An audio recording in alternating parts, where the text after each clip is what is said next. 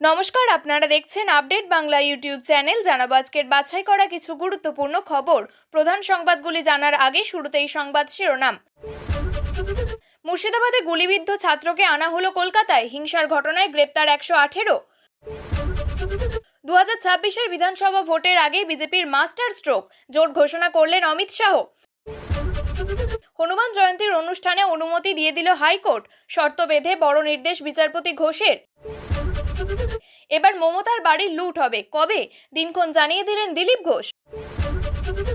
Mobile চোর সন্দেহে যুবককে পিটিয়ে খুনের অভিযোগ, তৃণমূলের লোকেরা মেরেছে, কান্নায় ভেঙে পড়লেন মা। মমতা বন্দ্যোপাধ্যায় বাংলা সামলাতে পারছেন না, কেন্দ্রীয় বাহিনী মোতায়েনের দাবি শুভেন্দুর।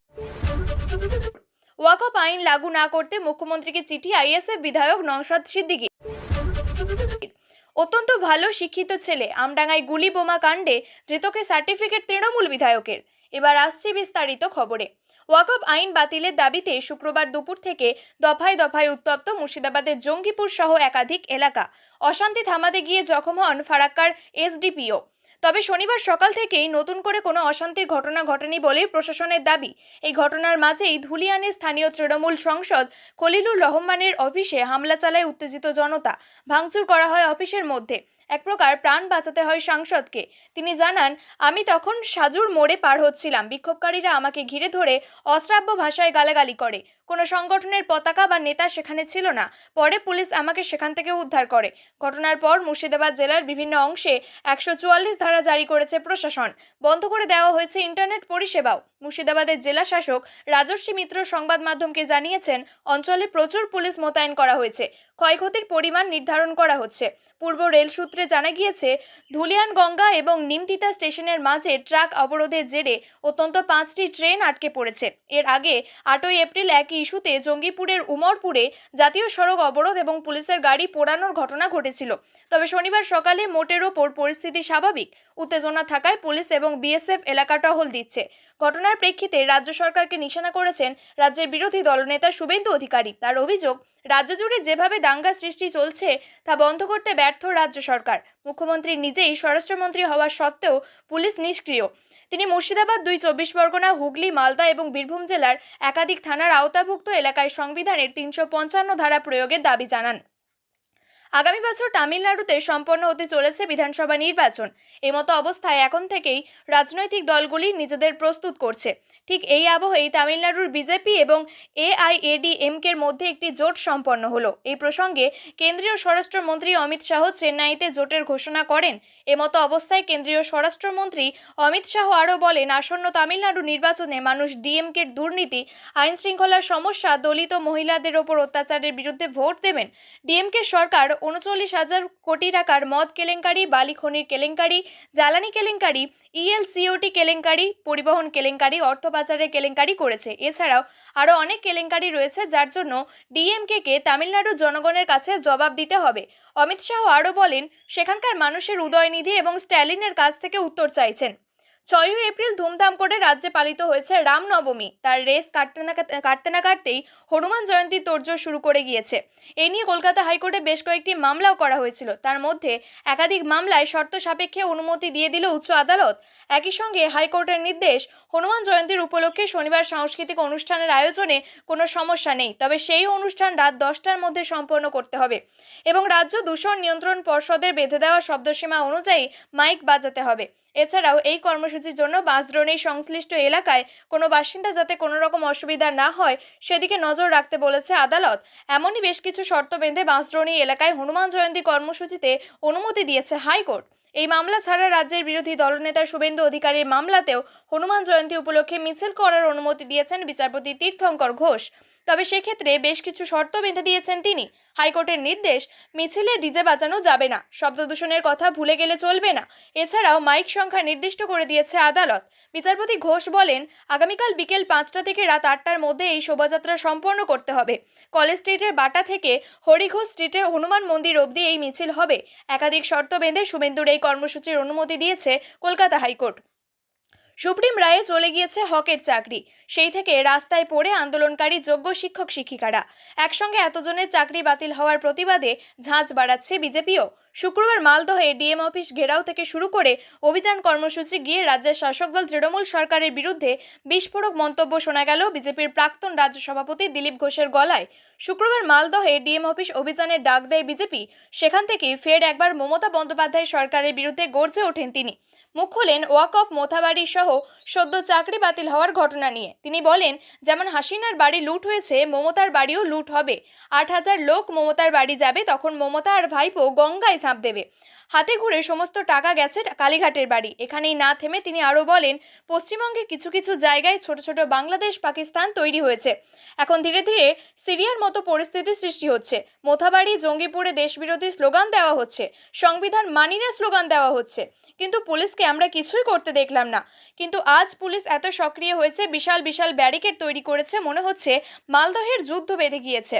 কিন্তু আমরা সংবিধান মানি, শান্তিপূর্ণ আন্দোলন করতে জানি। একই সঙ্গে ওয়াকফ নিয়ে বলতে গিয়ে তৃণমূলের বিরুদ্ধে আক্রমণের ঝাঁজ আরও বাড়ান দিলীপ ঘোষ। বলেন, সবটাই প্ল্যান করে করা হচ্ছে। ওয়াকফ বিল নিয়ে যে সমস্ত জায়গায় আন্দোলন হচ্ছে তা হিন্দু সমাজকে ভয় দেখানোর জন্য করা হচ্ছে। হিন্দুদের ভয় পাইয়ে নির্বাচন জেতার চেষ্টা করছে। প্রসঙ্গত, ওয়াকফ সংশোধনী বিল ইস্যুতে এবার আরও বৃহত্তর আন্দোলনে নামতে চলেছে তৃণমূল কংগ্রেস। আন্দোলনের রূপরেখা ঠিক করতে আগামী 16 এপ্রিল ইমাম মুয়াজ্জেমদের নিয়ে বৈঠক করবেন মুখ্যমন্ত্রী তথা তৃণমূল সুপ্রিমো মমতা বন্দ্যোপাধ্যায়।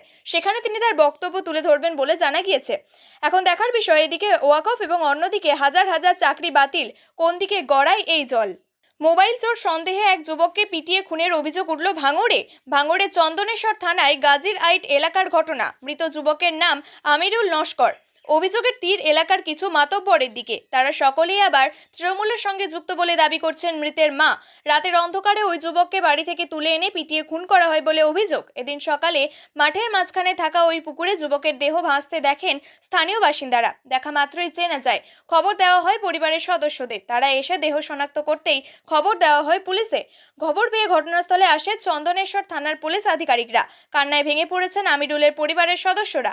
মৃতের মা আনিশা বিবি বলছেন, এলাকার কয়েকজনের সঙ্গে ওর ঝামেলা হচ্ছিল। ওরাই মিথ্যা করে বলে আমার ছেলে নাকি ফোন চুরি করেছে। ওরা সব তৃণমূল পার্টির লোক। ওরাই রাতে বাড়ি এসে ফের ফোন চুরি নিয়ে ঝামেলা শুরু করে। টেনে নিয়ে যায় ওকে, তারপর কোথায় মেরে ওকে ফেলে দেয়, পিটিয়ে পিটিয়ে মেরেছে ওকে। শুক্রবার পশ্চিমবঙ্গে ওয়াকফ আইনের বিরুদ্ধে সহিংস বিক্ষোভের পর বিজেপি নেতা শুভেন্দু অধিকারী রাজ্যে সেনাবাহিনী মোতায়েনের দাবি জানিয়েছেন। তিনি বলেছেন, কেন্দ্রের উচিত রাজ্যে 355 ধারা জারি করা এবং আইন শৃঙ্খলা বজায় রাখার জন্য সেনাবাহিনী ও নিরাপত্তা বাহিনী মোতায়েন করা। তিনি বলেন, মমতার সরকার রাজ্যে আইন শৃঙ্খলা বজায় রাখতে ব্যর্থ প্রমাণিত হচ্ছে। শুক্রবার বিক্ষোভকারীরা যানবাহনে আগুন ধরিয়ে দেয় এবং সড়ক ও রেল চলাচল ব্যাহত করে। মুর্শিদাবাদ জেলার সুতিতে বিক্ষোভ সহিংস হয়ে ওঠে যখন নিষেধাজ্ঞা সত্ত্বেও বিক্ষোভকারীরা জড়ো হয়ে রাস্তা অবরোধ করে। মিছিল চলাকালীন বিক্ষোভকারীরা নিরাপত্তা কর্মীদের লক্ষ্য করে পাথর ছুঁড়ে মারে। পুলিশ ভ্যান এবং পাবলিক বাসে আগুন ধরিয়ে দেয়। একজন ঊর্ধ্বতন পুলিশ আধিকারিক জানিয়েছেন, শুক্রবারে নামাজের পর মুসলিম সম্প্রদায়ের লোকেরা যখন জড়ো হয়ে ওয়াকফ আইনের বিরুদ্ধে প্রতিবাদ করে তখন ঝামেলা শুরু হয়।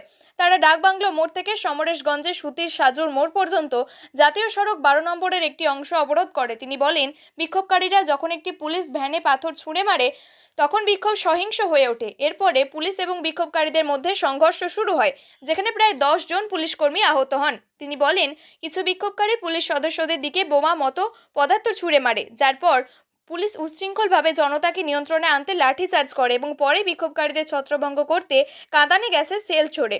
আরেকজন আধিকারিক বলেন, সহিংসতার মধ্যে কিছু পুলিশ সদস্যকে কাছের একটি মসজিদে আশ্রয় নিতে হয়েছে।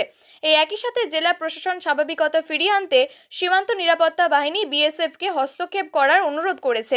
আধিকারিকরা জানিয়েছেন, মালদায় বিক্ষোভকারীরা রেল লাইন অবস্থান ধর্মঘট করায় ট্রেন চলাচলও ব্যাহত হয়েছে। তিনি বলেন, পূর্ব রেলওয়ের ফারাক্কা আজিবগঞ্জ সেকশনেও ট্রেন চলাচল ক্ষতিগ্রস্ত হয়েছে। এদিকে রাজ্যপাল সিভি আনন্দ বোস রাজ্য সরকারকে সংবেদনশীল এলাকায় গোলযোগের জন্য দায়ীদের বিরুদ্ধে অবিলম্বে একটি কার্যকর ব্যবস্থা দেওয়ার নির্দেশ দিয়েছেন। বেশ কিছুদিন ধরেই প্রশ্ন উঠছিল যে নওশাদ কি তৃণমূলে পা বাড়াচ্ছেন। এই চিঠির পরে সেই প্রশ্ন আবারও উঠছে। দেশজুড়ে কার্যকর হয়ে গিয়েছে ওয়াকফ সংশোধনী বিল। যদিও রাজ্যের মন্ত্রী ফিরহাদ হাকিম আগেই জানিয়েছেন, পশ্চিমবঙ্গে ওয়াকফ আইন কার্যকর হবে না। এ নিয়ে আবার বৈঠক ডাকলেন মুখ্যমন্ত্রী মমতা বন্দ্যোপাধ্যায়। আগামী 16 এপ্রিল রয়েছে বৈঠক। এদিকে তার আগে ওয়াকফ আইন লাগু না করতে মুখ্যমন্ত্রীকে চিঠি আইএসএফ বিধায়ক নওশাদ সিদ্দিকীর। ফিরহাদ হাকিম জানান, 16 এপ্রিল বুধবার নেতাজি ইন্ডোর স্টেডিয়ামে ওয়াকফ আইনের বৈঠক ডেকেছেন মমতা বন্দ্যোপাধ্যায়। মৌলভী এবং রাজ্যের ইমামদের নিয়ে বৈঠক করবেন মমতা। সেই সভায় উপস্থিত থাকবেন ফিরহাদ নিজেও। এ নিয়ে কলকাতার মেয়র শুক্রবার বলেন, ওয়াকফ আইন নিয়ে বাংলায় প্রতিবাদ চলবে, বিশৃঙ্খলার কোনো জায়গা নেই। কেন্দ্র এই আইন তৈরি করে বিরোধিতা করতে চাইছে। লড়াইটা সুপ্রিম কোর্টকে লড়তে হবে বলে উল্লেখ ফিরহাদের। এদিকে ওয়াকফ নিয়ে বিক্ষোভ প্রতিবাদের মাঝেই রাজ্যের মুখ্যমন্ত্রী মমতা বন্দ্যোপাধ্যায়কে চিঠি দিলেন ভাঙড়ের আইএসএফ বিধায়ক নওশাদ সিদ্দিকী। বিধানসভায় বিশেষ অধিবেশন ডেকে পশ্চিমবঙ্গে ওয়াকফ সংশোধনী আইন লাগু না করতে প্রস্তাব গ্রহণের আবেদন জানিয়েছেন নওশাদ। একই সঙ্গে রাজ্য সরকার তরফে সুপ্রিম কোর্টের মামলা দায়ের করা এবং তৃণমূলের সমস্ত বিধায়ক সাংসদকে মামলা দায়েরের আবেদন নওশাদের। যদিও একটা প্রশ্ন থেকেই গেছে, দুই কক্ষের অনুমোদন, রাষ্ট্রপতি স্বাক্ষরের পর কি শীর্ষ আদালতে আর কিছু করবে? আমডাঙ্গায় বোমাবাজি, শুট আউট, পুলিশের উপর হামলা সহ একগুচ্ছ অভিযোগে অবশেষে গ্রেপ্তার তৃণমূলের পঞ্চায়েত সদস্য। ধৃতের নাম রাকিবুল ইসলাম মণ্ডল। আমডাঙ্গা ব্লকের বোদাই পঞ্চায়েতের সদস্য রাকিবুল।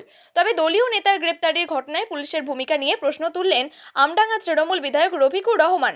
2024 সালে আগস্ট মাসের শেষের দিকে আমডাঙ্গার খুঁড়িগাছি গ্রামে রাতভর তৃণমূলের দুই গোষ্ঠী সংঘর্ষে উত্তপ্ত হয়েছিল এলাকা।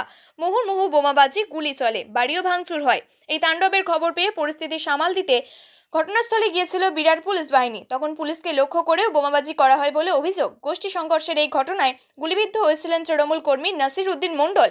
অভিযোগ উঠেছিল বোদাই পঞ্চায়েতের সদস্য রাকিবুল সহ তার দলবলের বিরুদ্ধে। অভিযুক্ত কয়েকজন গ্রেপ্তার হলেও অধরা ছিলেন তৃণমূলের নেতা রাকিবুল। তার বিরুদ্ধে আদালতের নির্দেশে গ্রেপ্তারি পরোয়ানা জারি হয়। এরপরই তৎপর হয়ে বৃহস্পতিবার রাত্রে দত্তপুকুর থানার কদম্বগাছি এলাকা থেকে রাকিবুলকে গ্রেপ্তার করে পুলিশ। শুক্রবার তাকে বারাসত আদালতে পেশ করা হলে 5 দিনের পুলিশি হেফাজতের নির্দেশ দেয় বিচারক। রাকিবুলের এই গ্রেপ্তারিতে সরব হয়েছে আমডাঙ্গার তৃণমূল বিধায়ক রফিকুর রহমান। তার কথায়, রাকিবুল ঘটনায় যুক্ত ছিল কিনা তা বলতে পারবে না, তবে ও অত্যন্ত ভালো শিক্ষিত ছেলে। শুনেছি ওকে রাকিবুল মাদক পাচারের মামলা দেবে। এমনটাই যদি হয় তাহলে খুব অন্যায় করবেন আমডাঙ্গা থানার ভারপ্রাপ্ত পুলিশ আধিকারিক। মানুষ মেনে নেবে না, পথে নামবে। আমডাঙ্গা থানার ভারপ্রাপ্ত আধিকারিকদের মধ্যে কয়েকজন পুলিশ খাকি উর্দিকে কলঙ্কিত করছে। এর আগেও আমডাঙ্গা থানার আইসিকে দুর্নীতিগ্রস্ত বলে তোপ দেখেছিলেন বিধায়ক। এবার দলের সদস্যদের গ্রেপ্তারিতে পুলিশকেই দুষলেন। তার এই মন্তব্য নিয়ে প্রশ্ন উঠছে বিরোধী শিবির।